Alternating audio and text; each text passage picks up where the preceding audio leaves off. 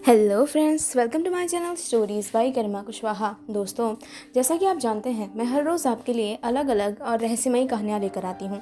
तो कुछ इसी तरह की एक कहानी मैं आज भी आपके लिए लेके आई हूँ। तो चलिए शुरू करते हैं हमारी आज की वीडियो। तो पिछले हफ्ते मैंने आपको जिंकी निकी की कहानी सुनाई थी, जिसका अगला पार्ट मैं आज आपको सुनाने जा रही हूँ।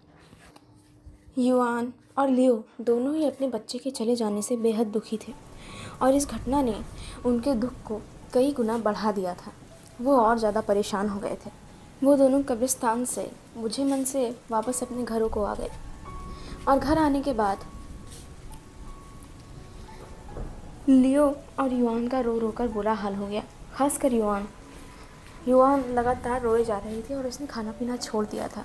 उसकी हालत दिन ब दिन ख़राब होती जा रही थी और उसकी ये हालत देख देख कर लियो भी बहुत परेशान था। इन सभी चीज़ों से थोड़ा नाराज़ और थोड़ा दुखी होने के बाद लियो ने एक रात कब्रिस्तान में ही गुजारने का फ़ैसला किया। वो जानना चाहता था कि आखिर वो क्या चीज़ थी जो कब्रिस्तान के मुर्दों को खा जाती है।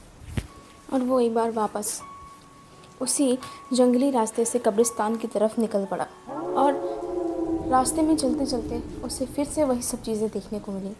मौसम अभी भी ख़राब चल रहा था। बारिश लगातार हो रही थी। आसपास के गांवों में बाढ़ आई हुई थी और इस वजह से आसपास के कुछ गांव वाले भी मजबूर थे इसी कब्रिस्तान में अपने मुर्दों को दफन करने के लिए।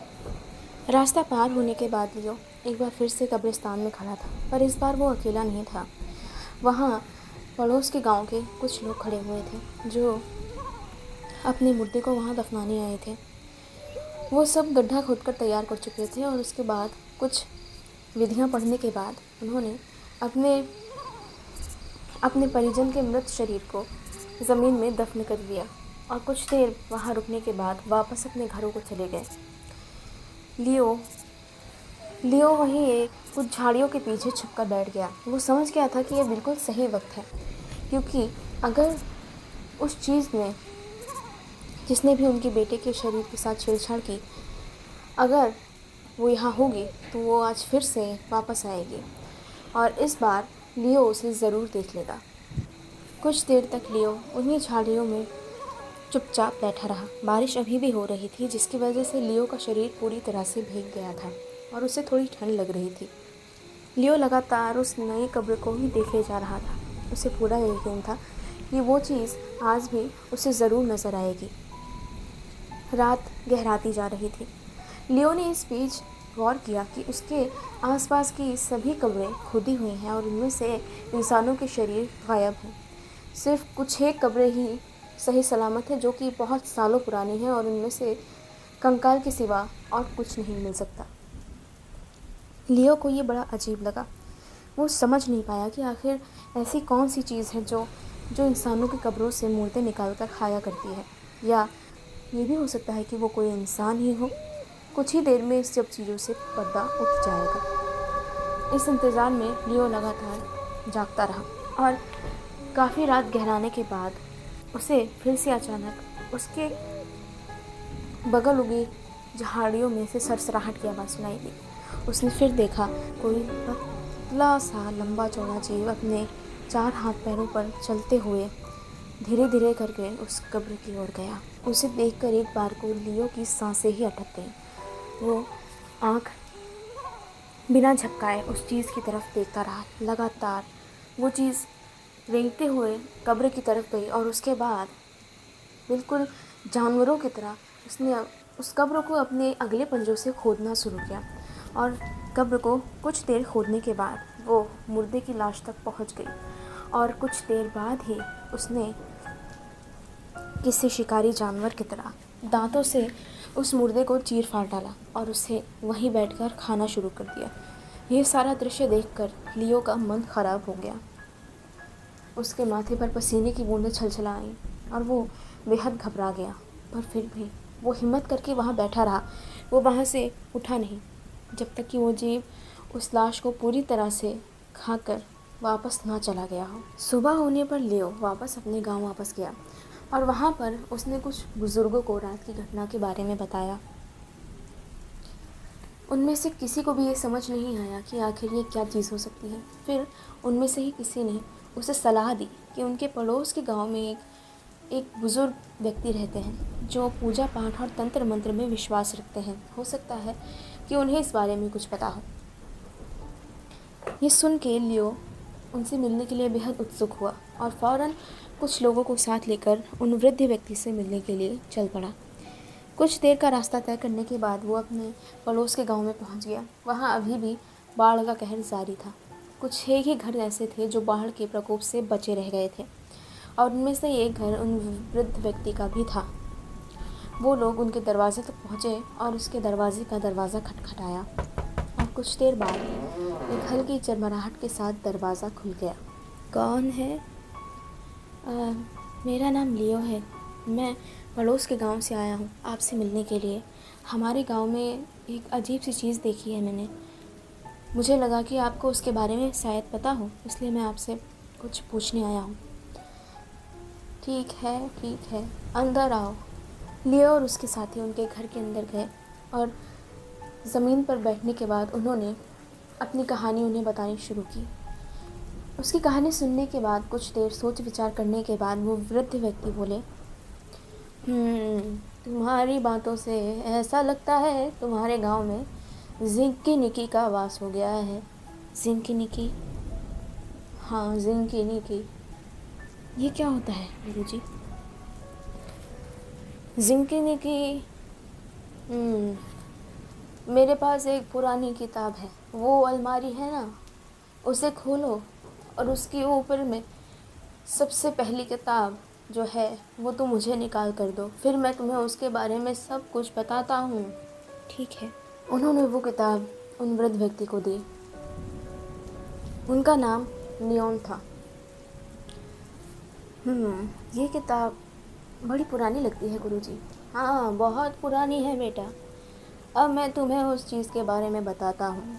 बहुत साल पहले ऐसा कहा जाता था कि एक धर्मात्मा व्यक्ति अपने कामों से भटक गया था। अपने कर्म के मार्ग से भटक कर बुराई के मार्ग पर चलने लग गया था, जिसकी वजह से उसे शाप मिला कि वो मरने के बाद अगले जन्म में एक ऐसे शैतान में बदल जाएगा जिसको जीने के लिए मुर्दों का मांस खाना ज़रूरी होगा और वो सिर्फ मुर्दों का मांस ही खा सकता है। वो कभी ज़िंदा लोगों पर हमला नहीं करता। पर उसे छुटकारा कैसे पाया गुरुजी? उससे छुटकारा पाने के कई तरीके हैं। एक, किसी बहुत ज्ञानी ध्यानी और शुद्ध मन वाले व्यक्ति से उसकी पूजा करा दो और उसकी मुक्ति करवा दो। और अगर कोई ऐसा व्यक्ति ना मिले तो कोशिश करो उसकी चिता ढूंढने की और उसकी चिता ढूंढकर उसके मृत शरीर को आग लगा दो। जी गुरुजी।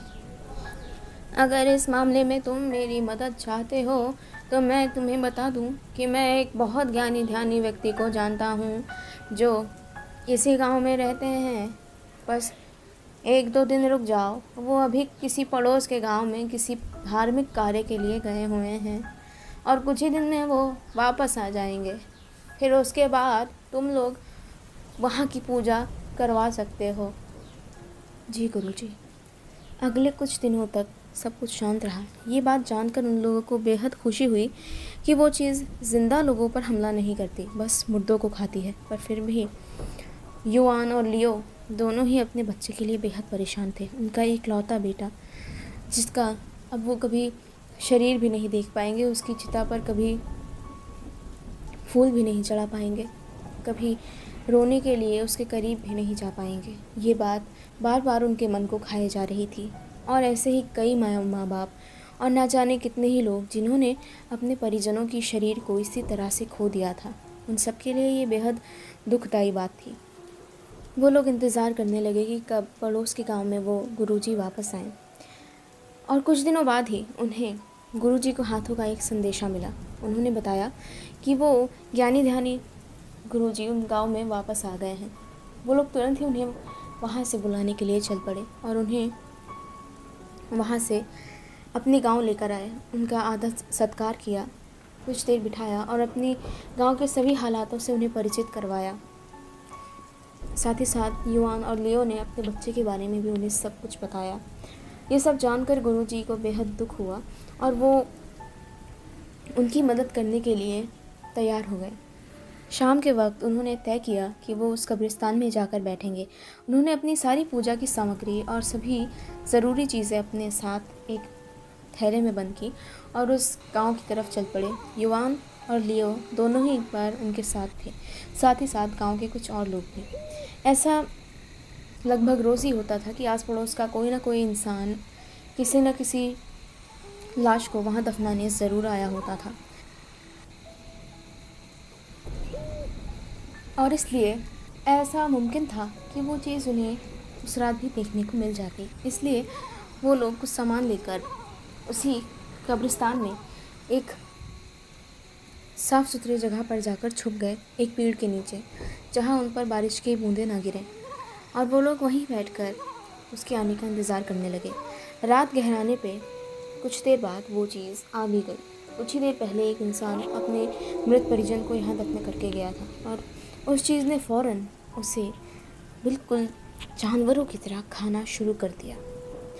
इसी मौके का लाभ उठाते हुए गुरुजी फ़ौरन उसके सामने गए और उसे रोक कर पूछा, तुम कौन हो और यहाँ क्यों आए हुए हो? क्या चाहते हो तुम? गुरुजी, मैं आपको अच्छे से जानता हूँ, आप बहुत ज्ञानी ध्यानी हैं। आपको क्या लगता है कि मुझे इस तरह मुर्दाखोरों का जीवन जीना पसंद है? आपको क्या लगता है मैं कोई भूत या प्रेत हूँ? नहीं, मैं आप सब की तरह ज़िंदा हूँ, मैं आप सब की तरह इंसान हूँ, पर मुझे शाप है। मैं जब तक मुर्दे नहीं खाऊंगा मैं ज़िंदा नहीं रह सकता। भले ही मुझे ये चीज़ पसंद हो या ना हो, पर ये मेरी प्रवृत्ति है और मैं इसे छोड़ नहीं सकता जब तक कि मुझे मुक्ति नहीं मिल जाती। बिल्कुल, और ऐसा ही करने में यहाँ पे आया हूँ। अगर तुम अपनी मुक्ति चाहते हो तो चुपचाप यहाँ पर बैठ जाओ और मैं कुछ विधियाँ करूँगा, जिसके बाद तुम्हें इस ज़िंदगी से मुक्ति मिल जाएगी और गांव वालों को तुमसे मुझे बहुत दिनों से आपका ही इंतज़ार था।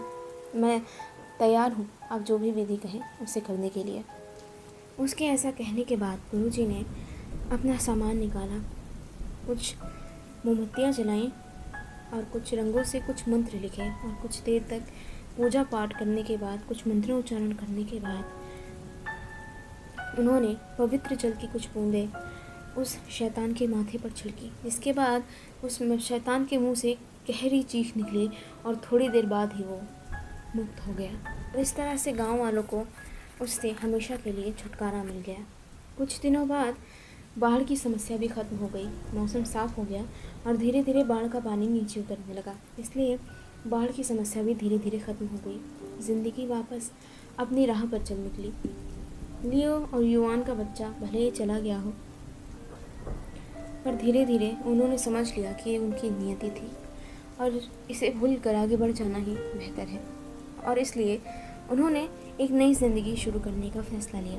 उन्होंने अनाथ बच्चों के लिए एक अनाथालय खोला, जहाँ वो बच्चों को पढ़ाते थे और उन्हें अच्छा खाना खिलाते थे। तो दोस्तों, इसी के साथ ख़त्म होती है मेरी आज की वीडियो। मुझे उम्मीद है कि मेरी आज की कहानी आपको ज़रूर पसंद आई होगी। अगर आपने अभी तक मेरा चैनल सब्सक्राइब नहीं किया है तो प्लीज़ सब्सक्राइब कीजिए मेरा channel stories by Garima Kushwaha. साथ ही साथ वीडियो को लाइक और शेयर करना ना भूलें। Thank you.